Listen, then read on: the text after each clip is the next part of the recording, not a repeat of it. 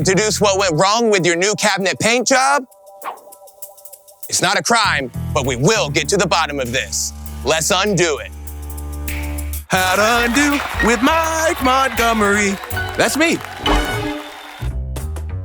And here's what we'll need depending on what the problem is. A drill, wood filler and a putty knife, a palm sander, 80, 150, and 220 grit sandpaper, a respirator, and of course, safety glasses. First thing, we'll unscrew and remove these doors, then take off the hardware so they're easier to prime and paint.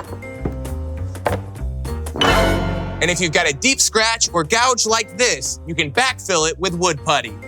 It looks like this paint was applied with the wrong nap roller. You can tell by all of this dimpling and roller marks. Let's bag the evidence. And this section of paint obviously wasn't dry enough. Just look at that handprint. Busted. Now let's get started with putty. And now it's time to sand. We're gonna start with 80 grit to knock down any high points and then work our way through higher grits to give ourselves a smooth surface for painting. Safety.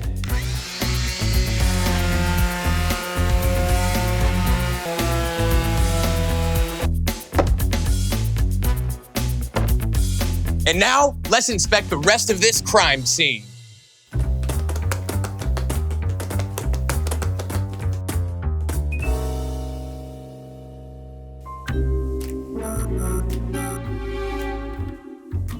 Looks like this door was way too greasy before it was painted. This fix is a little more involved. We're gonna need to strip this paint back and start from scratch. And if you've got older cabinets with a few layers of paint gumming them up, like these, you can also strip them back so you can start at a clean slate. Book 'em. For this, we'll need paint stripper, a brush to apply it with, a 15-in-1 painter's tool, and some degreaser along with shop rags. Oh, and don't forget the safety equipment when it comes to working with chemicals. Make sure you're in a well-ventilated area, and as an extra precaution, you can wear a respirator, like me. Apply a coat of paint stripper with your brush. We'll let this set for about 15 minutes. Just be sure to check your manufacturer's instructions. Let it set, then carefully scrape your paint with your painter's tool. And pro tip, a stripping pad like this is great for getting into corners and hard to reach areas. And now that all this paint is stripped off, these doors are ready to sand. And by the way, to avoid all of this mess, you can use degreaser before you paint in the first place. Time to sand.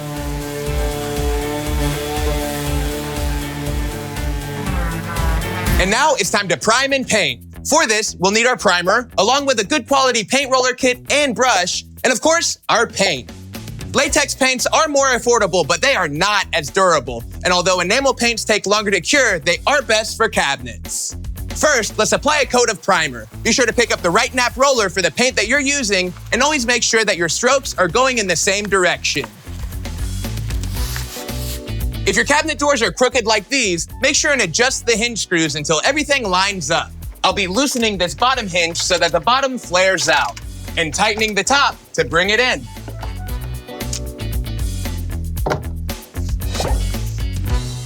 Just like that.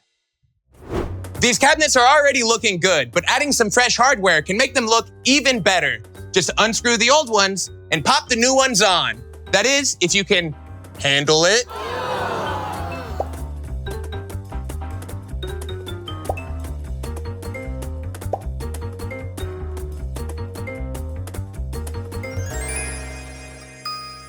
And perfect timing. Our primer's dry and ready for our first top coat. Let's do it.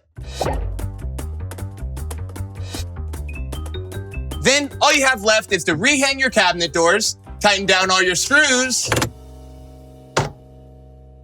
and you're done.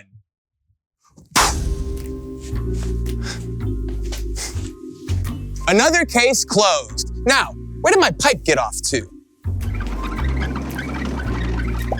Thank you very much. Now, how does this whole pegboard thing work? That's the real mystery.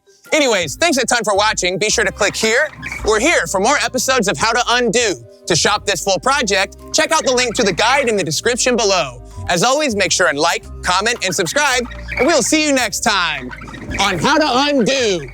Whoa!